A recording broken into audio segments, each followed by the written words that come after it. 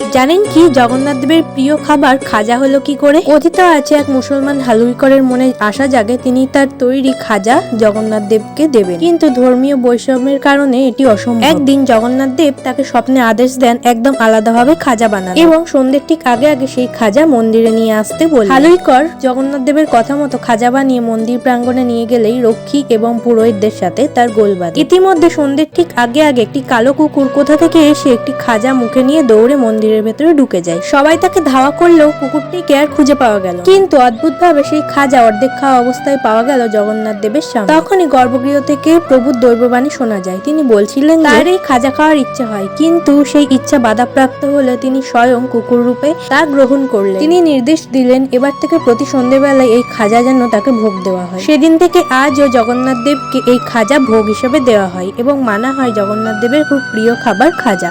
Joy Jagannath.